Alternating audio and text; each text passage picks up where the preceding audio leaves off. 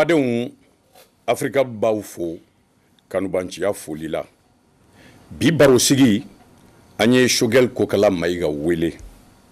walasa an kana dɔɔni fɔ Maliko la. Choguel ye ministriya kɛ a y'a kɛ wasa kɔnɔ.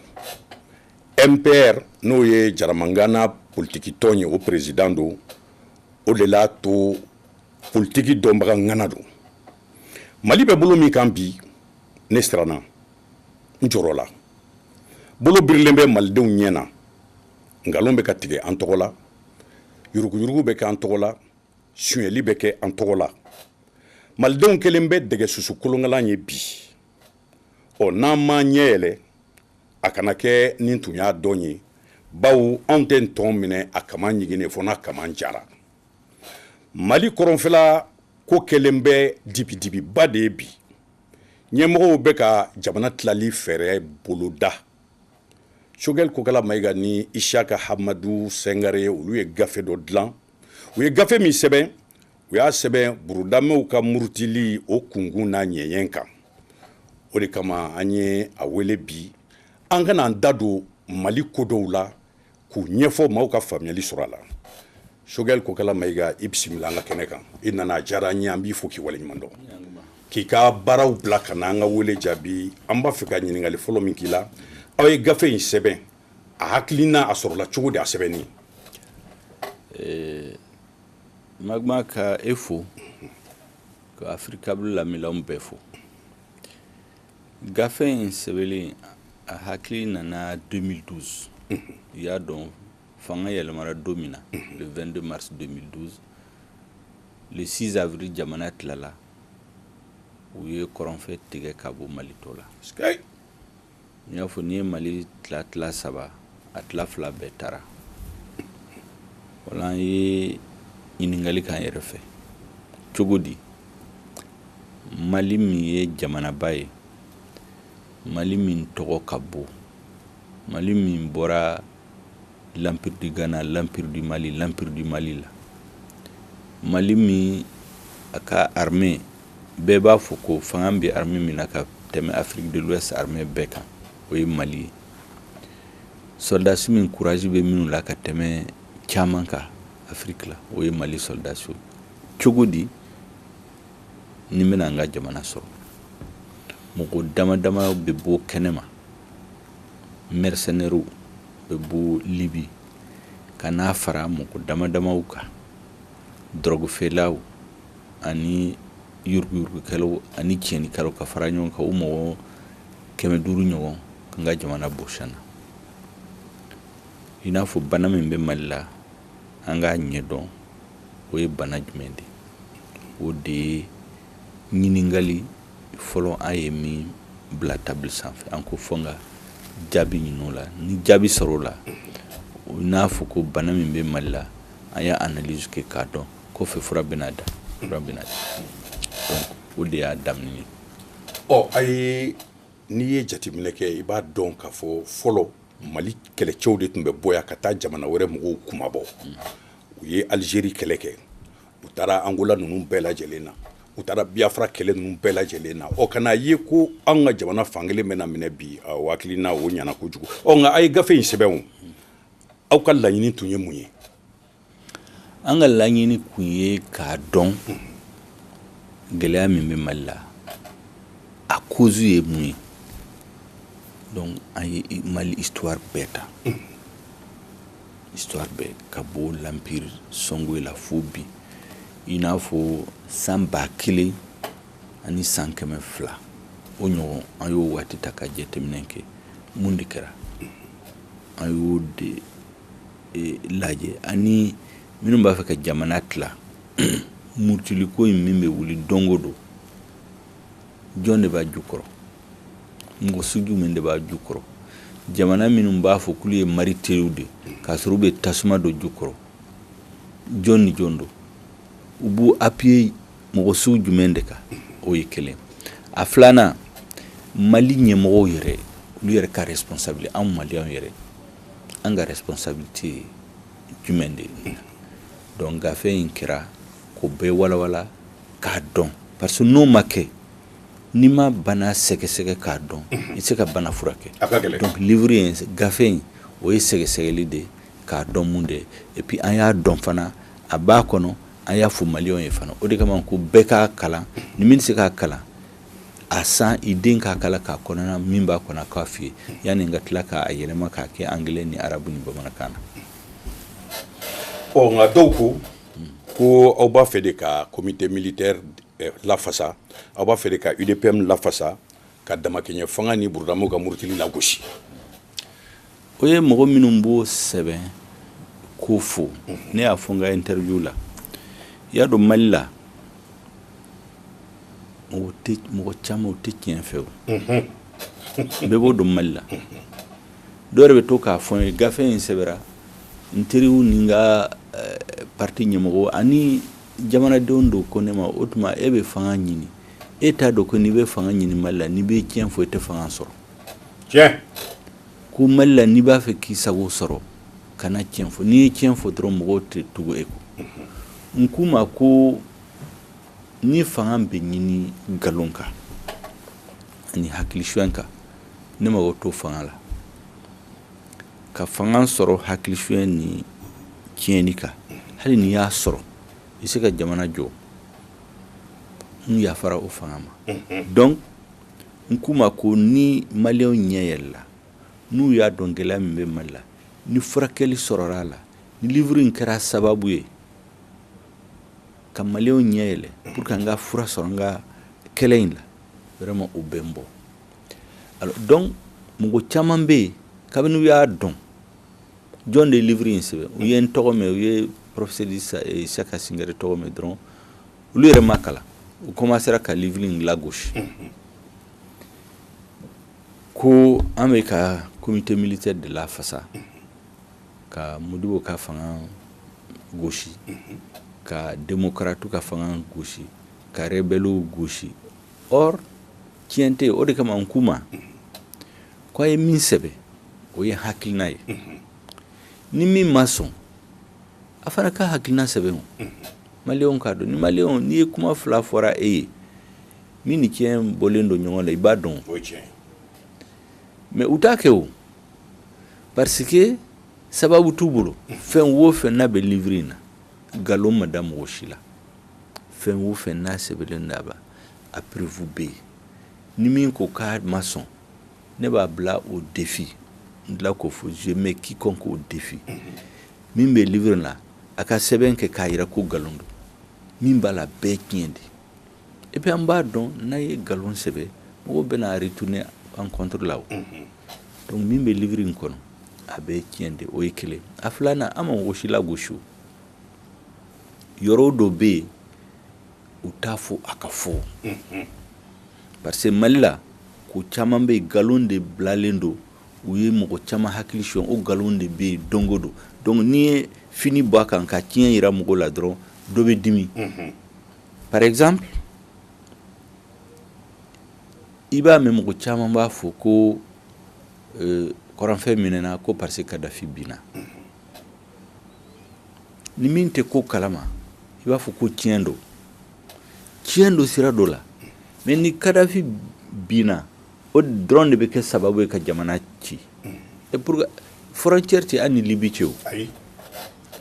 kilo 1000 de bɛ an ni Tripoli cɛ frontière bɛ Niger ni Libi cɛ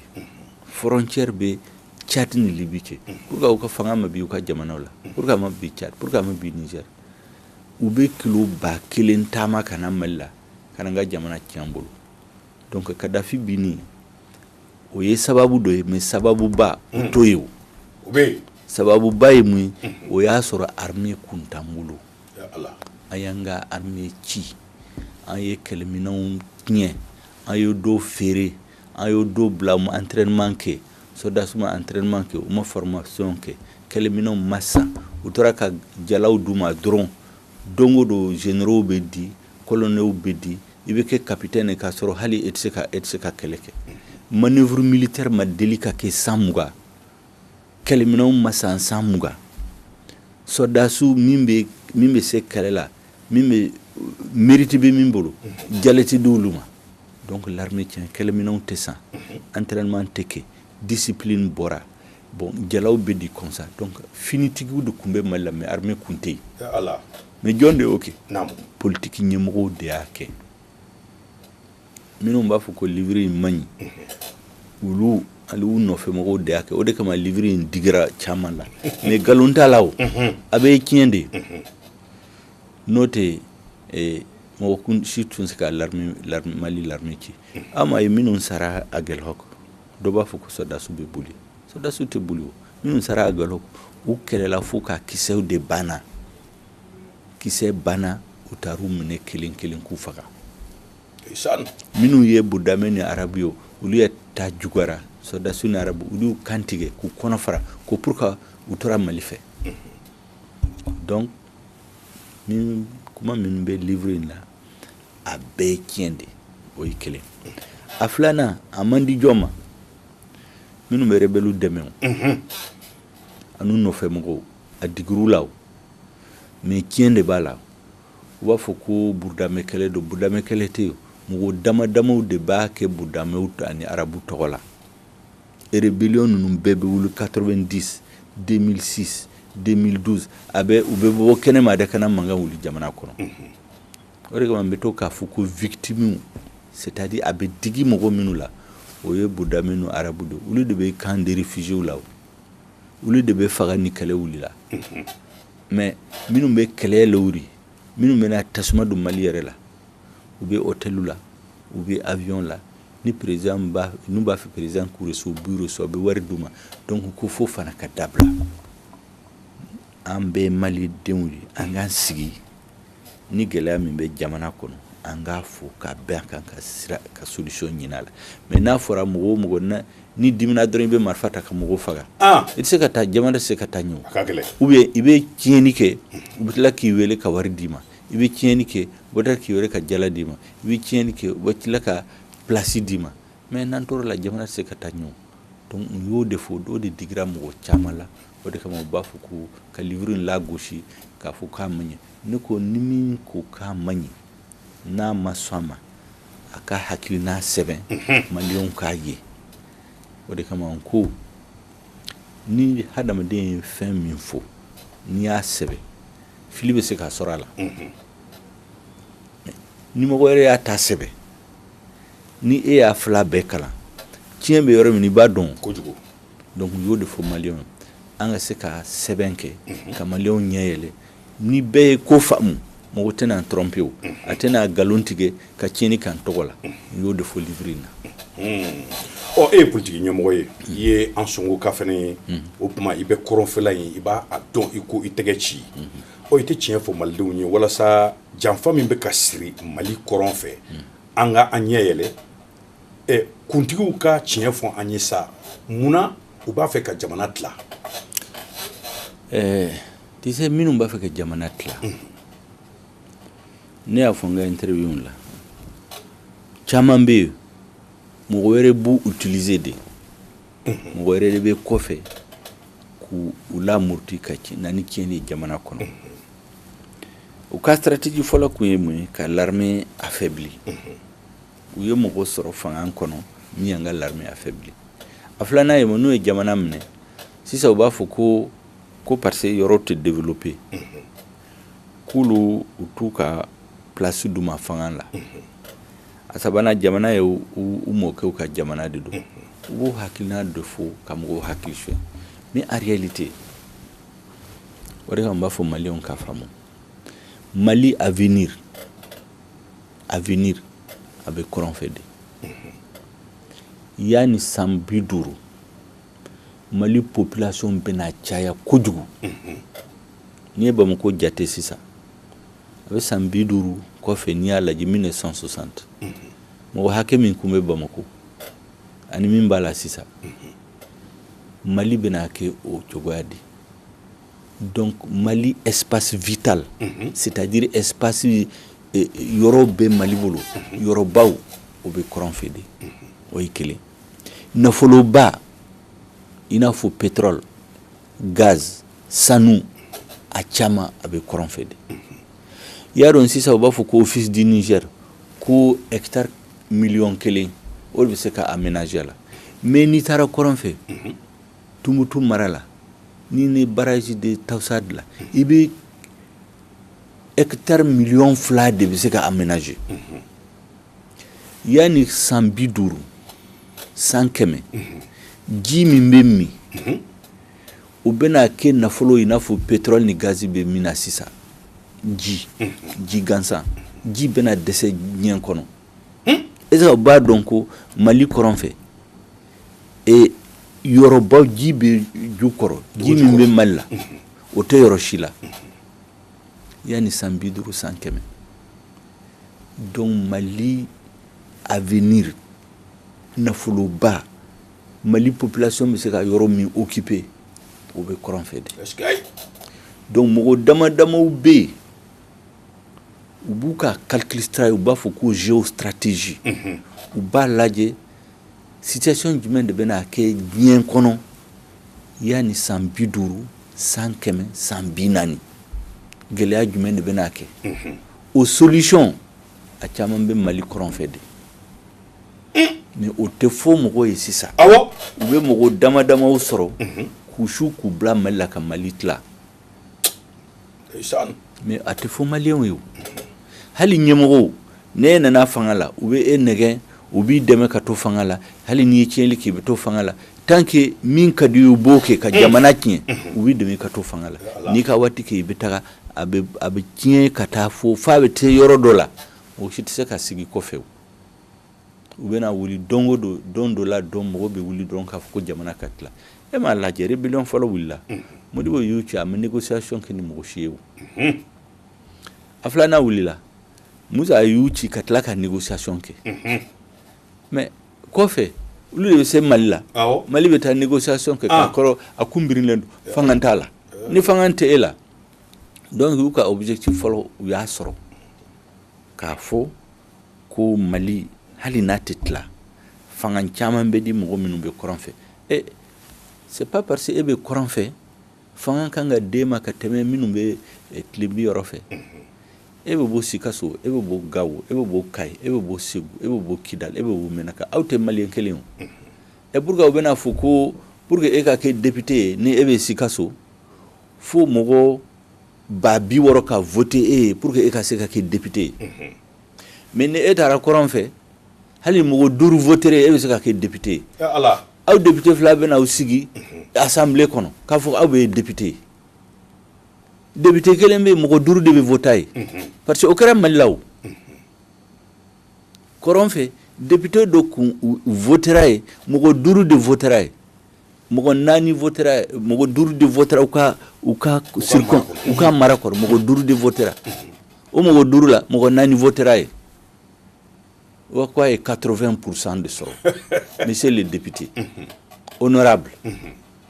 ko 80% qui est mɔgɔ 100 o 100 ta ko 20 de votera ye k'a sɔrɔ mɔgɔ 4 de votera ye mɔgɔ 5 votera ka cercle la e bɛ bɔ o yɔrɔ la i bɛ taa Sikaso i bɛ taa Kucala i bɛ taa Segu i bɛ na Bamako u b'a fɔ ko mɔgɔ 100,000 de bɛ voter 60,000 ba 60 de voter e pour que se ka kɛ député a bɛna sigi assemblée la o tuma citoyen sugu 2 de bɛ Mali la o bɛɛ bɛ papier ninnu la o de kama n ko n'an m'an janto yɛrɛ la ɲɛmɔgɔw bɛ Mali pousser dɔɔni f'a bɛ se yɔrɔ dɔ la an bɛ na dingɛ da la ni bɛ bɔ fanga la dɔrɔn kura min bɛna se ka lasigi kɔfɛ ayiwa n'a sera yɔrɔ dɔ la o bɛ Mali pousser Mali bɛ diɲɛ kɔnɔ Ala k'an kisi o de kama n ko sisan maliyɛnw kan ka min exiger fanga e bɛ fanga la o fɛn o fɛn n'i b'a kɛ Mali tɔgɔ la i kan k'a fɛsɛfɛsɛ maliyɛnw k'a bɛɛ dɔn yanni ka taa ɲɛfɛ n'o tɛ n'an tor'o la an ye l'école tiɲɛ Mali sigilen bɛ yen maliyɛnw sigilen bɛ u ma fɛn fɔ u ye l'armée tiɲɛ maliyɛnw sigilen bɛ u ma fɛn fɔ u nana Mali minɛ mais u ye Mali minɛ don min na ɲɛmɔgɔ ani responsable minnu y'o labɛn u bɛɛ bolila ka population to yen rebelle ni bandi bolo Gawo ni Tumutu ni Kidal mais k'a sɔrɔ population ma tiɲɛ o minnu y'a tiɲɛ u bɛɛ bolila o donc pour que u kana Mali sɔrɔ tuguni il faut dire la vérité aux Maliens. Ka tiɲɛ fɔ Maliens ye fɛn o fɛn n'i y'a dilan n'a ma dilan tiɲɛ kan n'a dilanla nkalon kan ani hakilisuɲɛ kan a tɛ laban. Nka kuma barikamaw de y'o fɔ n y'a fɔ interview dɔ n m'a dɔn n'i y'a kalan. Nka n b'i ka kuma sɔn la ka da kan an ye bɛnkan sugu bɛɛ tigɛ nɔ bila an ye accord de Tamaracet kɛ an ye accord d'Alger kɛ an taara Ouagadougou ka accord kɛ an ye tɛgɛ nɔ bila kɛ sɛbɛn façon bɛɛ lajɛlen na nka mɔgɔ damadɔ ani u dɛmɛbaa jugu olu de kɛlen bɛ ka Mali gɔnɔ minɛ k'an ɲɛ curu an tɛ se k'an fɛsɛfɛsɛ ka yɛlɛ gouvernement k'i da u ka tagama u kan olu sago n'u dɔngɔ ka kɛ nka olu ma fosi labila gouvernement ye gouvernement ye fɛn bɛɛ labila u ye e ko cogo di o la. mais n ko o de kan ka dabila o tant qu'o ma dabila kɛlɛ tɛ ban e bɛ mɔgɔw faga i mana yafa ɲini Mali fɛ u b'a fɔ k'u yafara mɔgɔ min ye e balima faga an ma yafa ɲini fɛ e b'a fɔ ko yafara ma a bɛ tila k'a fɔ o t'a bɔ e ka place d'a ma e ka wari d'a ma e ka nin d'a ma e ka nin d'a ma mais ale tɛ foyi bila e ye n ko fo ka dabila o ye kelen a filanan comme y'a fɔ an ka tiɲɛ fɔ ɲɔgɔn ye n'an ma tiɲɛ fɔ baara tɛ se ka taa ɲɛ accord ninnu bɛɛ signera n'i ye jateminɛ kɛ sisan accord laban min signera u b'a fɔ accord pour la paix et la réconciliation a signera kuma ko Mali ani force internationale i Serval o i Barkhane o i MINUSMA u bɛɛ nana k'a fɔ ko Mali k'a ka jamana bɛɛ minɛ mais Mali ma se k'a ka jamana minɛ o Mali président tɛ se ka taa Kidal ni rebelle ma yamaruya d'a ma Mali soldats bɛɛ tɛ sali sisan u bɛ kan dɔ kɔnɔ u tɛ se ka bɔ u kan kɔnɔ Mali jamana la donc intégrité territoriale o kɔni ma sɔrɔ o ye kelen u b'a fɔ ko la sécurité des personnes et des biens lakana tɛ yɔrɔ si la u bɛ mɔgɔw faga don o don u bɛ e faga u bɛ ka nafolo minɛ la u bɛ bombe bila u bɔra kɔrɔ f'u nana centre la camancɛ la ka fulaw ni dɔgɔnɔw bila ɲɔgɔn na donc sécurité ma sɔrɔ intégrité territoriale ma sɔrɔ sécurité ma sɔrɔ Mali ye mun de sɔrɔ donc n'i ye jateminɛ kɛ Mali ma foyi sɔrɔ Mali bɛ wari bɔ dɔrɔn ka conférence kɛ ka réunion kɛ ka séminaire kɛ mɔgɔw bɛ voyager mais ni Mali hadamaden yɛrɛ n'i ye Gawo k'a yɛrɛ ɲini sisan a bɛ cogo di a b'a fɔ k'olu kɔni k'olu ma foyi ye mais donc f'an k'an sigi fana k'a dɔn mais ni accord ninnu tɛ ka ko ɲɛnabɔ donc an k'an sigi mun de ma ɲɛ a la an ka corriger min ka ɲi an k'o ta parce que n'i ye bilan kɛ sisan bilan par exemple fanga min bɛ Mali kunna sisan u bɛ na 2013 mɔgɔw tun bɛ se ka taa Gawo tranquillement 2014 ne ye mobili ta yan ka bɔ ka taa fo n balimaw fɛ an Songo mais sisan o tɛ se ka kɛ o tɛ se ka kɛ mɔgɔw tun tɛ ɲɔgɔn faga Mopti ni Koro ni fo Masina an kɛrɛfɛ mɔgɔw bɛ ɲɔgɔn faga donc a bɛ ka juguya dɔrɔn ka taa ɲɛfɛ mais kuma ɲumanw bɛ fɔ télé la vraiment gouvernement bɛ baara la la paix et la réconciliation u bɛ fɛn dɔ yira école bɛna dayɛlɛ u bɛna u b'a fɔ ko école bɛ dayɛlɛ école ma dayɛlɛ u bɛ tila k'a fɔ k'u bɛ université dayɛlɛ ka sɔrɔ foyi don o don hakilisɔn de bɛ fɔ télé la ka mɔgɔw hakili ka mɔgɔw dusu sumaya dɔrɔn mais a bɛ juguya ka taa ɲɛfɛ o fana ka dabila n'o tɛ bon o fana fo mɔgɔw k'a fɔ parce que Mali an tɛ ka tiɲɛ de fɛ o mɔgɔw t'a fɛ tiɲɛ ka fɔ ni tiɲɛ ma fɔ a bɛ to ka juguya ka taa ɲɛfɛ donc jamana bɛ ka tila ka sɔrɔ mɔgɔw dɔw u sigilen bɛ dibi la u b'u ka kow dilan dɔɔni e bɛ na fanga la e bɛ to nkalon kuma la i ka waati bɛ ban olu kɔni bɛ yen n'u taara u b'u ka mɔgɔw bila u b'u ka danaya mɔgɔw bila u b'u continuer u ka plan kan waati dɔw bɛ se ala k'an kisi o la u bɛna Mali kɛ i n'a fɔ Soudan du Sud u ye Soudan dilan nin cogo la ka jamana fara ko farafinw t'a d'i ma ka arabu t'a d'i ma mais u bɛ kɛlɛ la sisan donc pour que u kana kɛ Mali la bɛɛ kan k'i sigi i burudamɛ o i arabu o i kɔrɔbɔrɔ o i bamanan o i malɛnkɛ o i fulaw bɛɛ ka sigi i dɔgɔninw an ka tiɲɛ fɔ ɲɔgɔn ye k'an ka jamana dilan o de kama n ko n balimaw ye u b'a fɔ minnu bɛ kɛlɛ kɛ arabu ni burudamɛw tɔgɔ la parce que ne ko arabu ni burudamɛw tɛ kɛlɛ in la mɔgɔ damadamaw de bɛ kɛlɛ kɛ u tɔgɔ la olu ni Mali ka sigi ka arabu ni burudamɛw mɔgɔ minnu représentativité mɔgɔ minnu bolo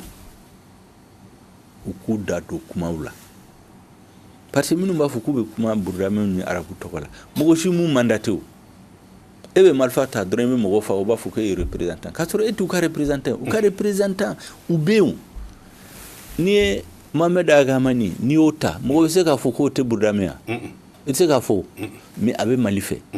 f'a balimaw dɔ sara rébellion ko la mais a bɛ Mali a ma Mali bila o ye quelqu'un de représentatif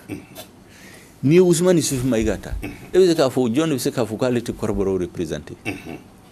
n'i ye Badiane Agamatun ta ka bɔ Menaka mɔgɔ jumɛn bɛ se k'a fɔ k'a tɛ Menaka représenté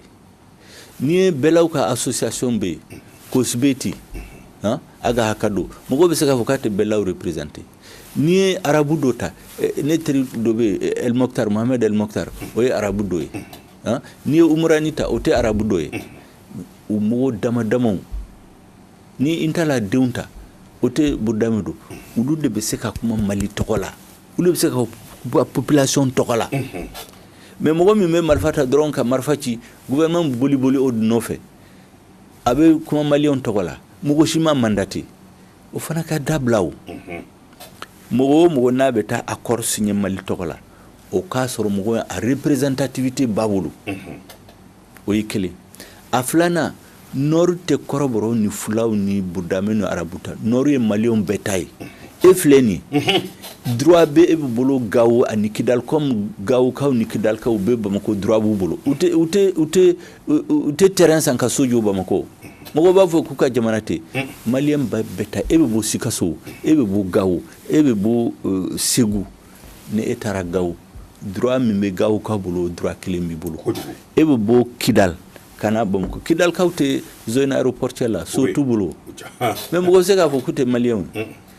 donc le Mali c'est pour tous les Maliens personne n'a plus de droit sur le territoire que quelqu'un d'autre donc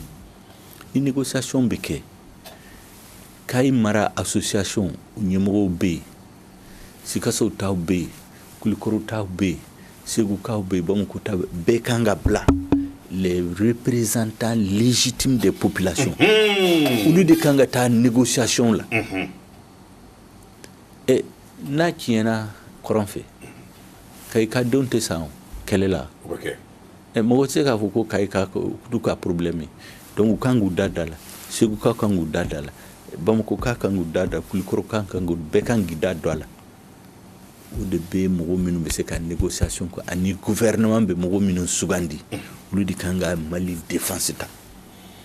mais ka mɔgɔ dama ta parce que ministre tɔgɔ bɛ e la e ni marifatigi min bɛ mɔgɔ faga aw bɛ bɛn ka sɛbɛn dɔ kɛ Mali tɔgɔ la ka Mali tila ka fɛnw dilan maliyɛnw ta kalama o de kan ka dabila o de ye ne ka kuma ye i ye o kuma min fɔ ko Maliba tɛ tila Mali tɛ tila a fɔ ɲɛmɔgɔw tɛ ka anw nɛgɛn Falibo kɛnɛ sogoroma la ko o ye di ye ko o ye dɛgɛ ye bawo kɔsa in na an y'a ye u ye tɛgɛnɔ bila sɛbɛn dɔ la ko o fana ye bɛnkan sɛbɛn dɔ ye tugun o tuma fɔlɔ mun kɛra o tun ma ɲi de wa tari mun de tun b'o la e hakilina ye mun ye o la ne y'a fɔ c'est-à-dire dongo don u bɛ na ni sɛbɛn kura u bɛ na ni kuma kura sɛbɛn dilanla kun min kama o ma ɲɛnabɔ u bɛ tila ka dɔ fara kɛ i n'a fɔ k'e ye dumuni bila e da e m'o avaler i m'o kunu i bɛ dɔ fara a kan tuguni mais à laban e tɛ se k'a dun papier bɛ dilan a ma ɲɛnabɔ papier kura bɛ dilan donc papier kuma min bɛ papier in kan sisan o ye papier jugu de ye maliyɛn kan k'i wuli ko papier n'a ɲɔgɔn n'a bɛɛ kɛlɛ u kana sabati Mali la fiyewu u delila k'o ɲɔgɔn kɛ maliyɛn ma fɛn fɔ u ka autorité intérimaire ko in na u y'a dogo de k'a kɛ ministre fila ni premier ministre ka président yɛrɛ tromper ka papier dilan a laban kɛra mun ye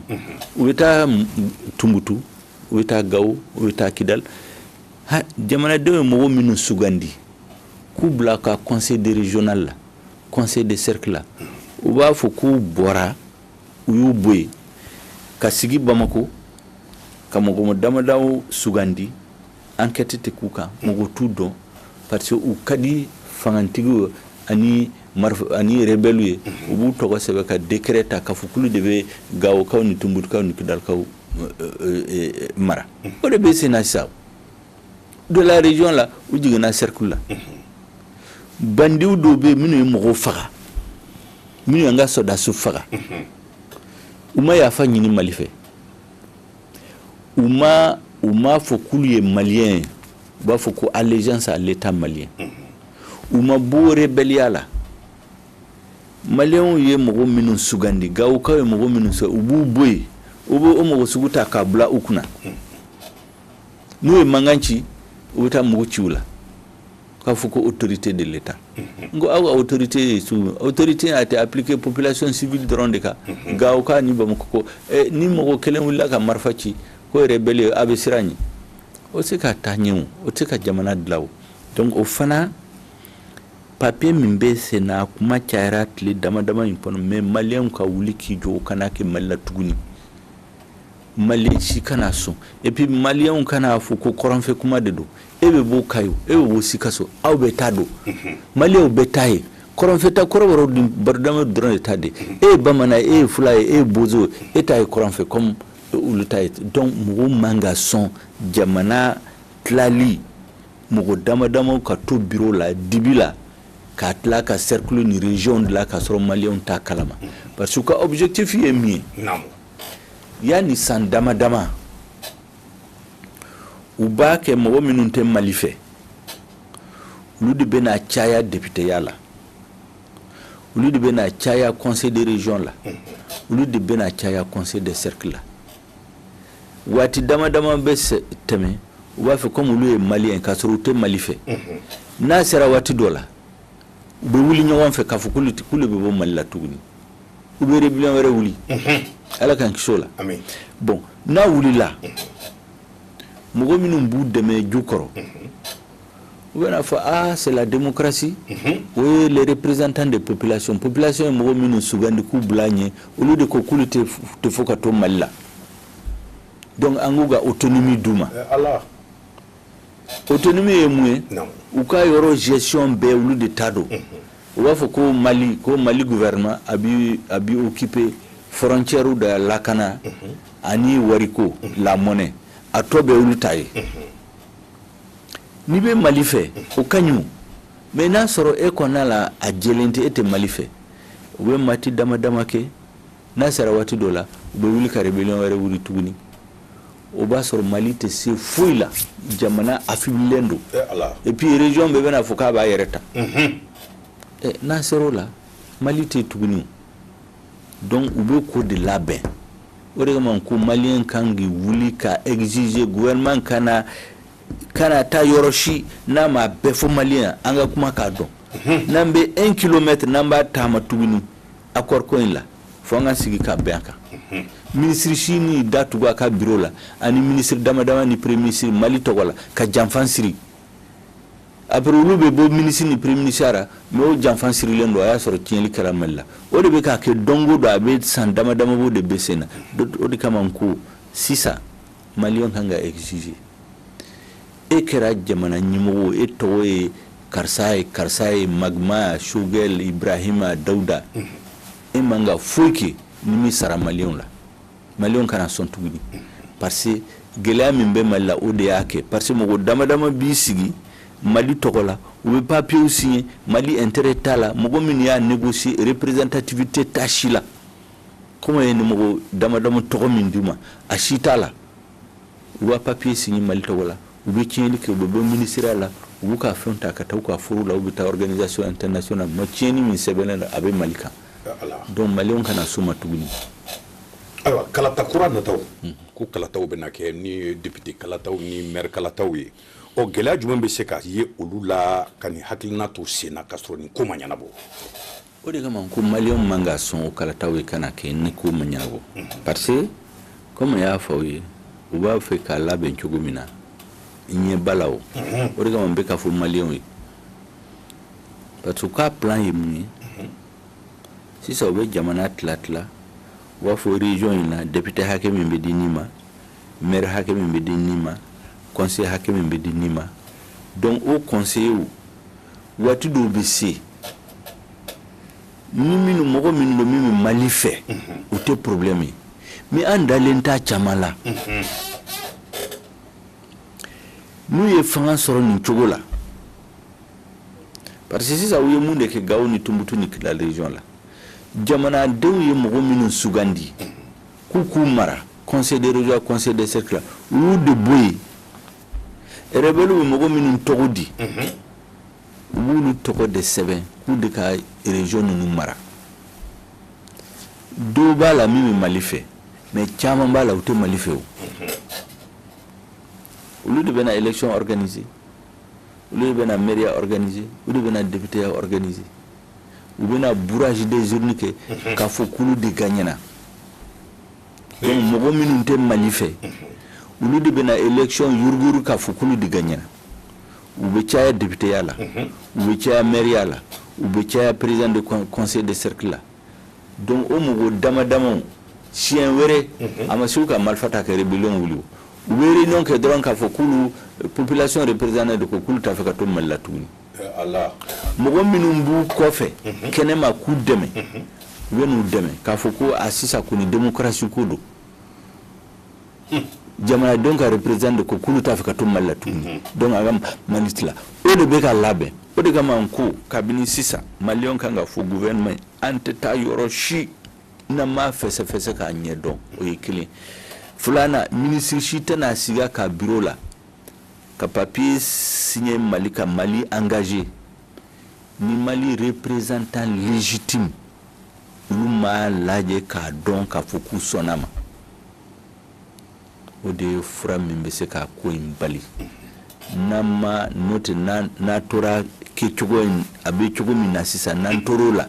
a bɛ se yɔrɔ dɔ la a bɛ tiɲɛ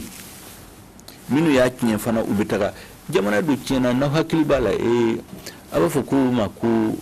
Union soviétique URSS Russie la u b'a tiɲɛ don min na ɲɛmɔgɔ minnu y'a labɛn a tiɲɛni labɛn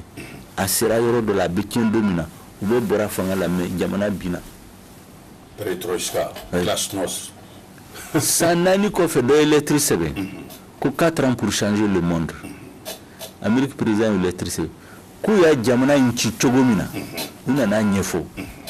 k'u y'u appuyer ɲɛmɔgɔw de kan président n'a ka ministre des affaires étrangères olu de tun bɛ du kɔrɔ u bɛ min fɔ ka population ye ani u bɛ min kɛ du kɔrɔ o tɛ kelen donc a sera jamana tiɲɛna ka se yɔrɔ dɔ la olu bɔra fanga la mais jamana curu la o ye exemple dɔ ye donc ɲɛmɔgɔw n'a dalen da yɛrɛ la k'a tɛ ka tiɲɛni kɛ a man ka sira k'a bɛɛ ɲɛfɔ population ye ne bɛ ka min fɔ ko u kana taa yɔrɔ si n'u ma fɛsɛfɛsɛ maliyɛnw bɛɛ k'a dɔn n'u b'a dɔn k'u tɛ yuruguyurugu ni tiɲɛli kɛ la o tɛ problème ye normalement mais n'u t'a ɲɛfɔ maliyɛnw u bɛ découpage dilan en douce mɔgɔw t'a kalama a bɛ se ka kɛ cogo di e bɛ Kucala ta Kucala mara kelen Tumutu Kidal Menaka n'u bɛɛ fara ɲɔgɔn kan Kucala population ka bɔ n'u ye Kucala bɛ se ka député 6 sɔrɔ ninnu ka député 20 sɔrɔ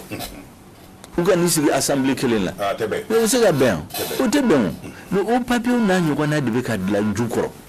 dibi la ni an tɛ sɔn ma o mais n'an ko an tɛ sɔn ma maliyɛnw bɛɛ man k'i sɔn ma e bɛ bɔ Kayo e bɛ bɔ Sikaso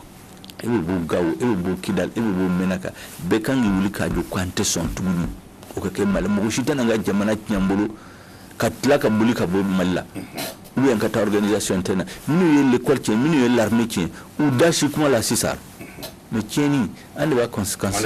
an de b'a kan sisan donc o man ka kɛ jamana kɔnɔ tuguni o tuma sisan welekan jumɛn bɛ i bolo ka lase an filɛ jɛkulu ma n'an bɛna kɔfɛrana mugu ci ne kɔni bɛ min f'u ye n ko k'u k'a dɔn ko jamana wɛrɛ t'u bolo jamana wɛrɛ b'u k'u manipuler k'u su k'u bila ka jamana la k'a tiɲɛ u man ka sɔn ma tamasiyɛn ne ye tamasiyɛn dɔ yira n ka interview la mɔgɔ minnu taara Kadafi l'armée la u ye san 20 san 30 san 40 ka Kadafi ka l'armée la fo Kadafi organise ka marifa d'u ma ko ka taa Mali tila parce que rebellion bɛ Kadafi de kunba jukɔrɔ a fana kunba jukɔrɔ Kadhafi bini domina yu begen kabo ko kataka jamana la awa jamana awa Mali den ante libi domi ukanga yu la ko tamashe mo na be bo jamana were la ku su ku bla mella ou utiliser dron na wati sera nous tlalula il va faut comme lemuru yu pressé nous tlalo boufli odiga mankuma ku ka don ko jamana were tubulo ni malite ukana Mali jamfa jamana shiye ukana Mali jamfa mugo shiye ukani sigi jamana kono ka kuma ni malien ni droit min bibolo akaduma ukana Mali tla mugo shiye ukana fuko droit de duma minti di malien ma droit de duma minti di sikaso kama droit me di ma minti di bamako kama ukano sirata umanyi ubena ambla nyogo na fu parce ambe Mali dum jamana were tambulu jamana were tubulu ambe Mali dandu ukason anga sibi kakuma ukabo stratégie mbina Mali tla ukabo stratégie la parce que jamana were ka stratégie dudu malien ka intérêt tala ulire ka intérêt tala donc be wele ka mbula ka tafuye ukasigi kofe ukuke malien anga gouvernement fana en tout cas mo min bankuna yuru ke kasigi fanga lawo kala ke kasigi fanga lawo elira nibe Mali kuna manga foudla ni laban ka Mali tla ngo wele kan de black atam be fanga la au kana Mali jamfa Mali l'armée jamfara tu woni ka jamana ti akanoke no dalente combinado akanake donc wele kan be fe kafo et puis Mali on be ka donc na man tege di nyoma mo killing parti killing président killing gouvernement killing ce qui joni nyam parce Mali jugu kacha donc fanga tege di nyoma anga jamana anga jamana lakana pour que Mali c'est un seul pays uni un peuple un but une fois comme abanga imkona awa badun ka docteur Choguel Kokala Maïga ka fo ka barake ɲɔgɔn Ishaka Amadou Sengare fo u ka cakelen na ala ka an tulo bɔ a diyaɲɛ kuma na k'a bila a nafa kuma na ala k'an bɛn waati wɛrɛ. Amina.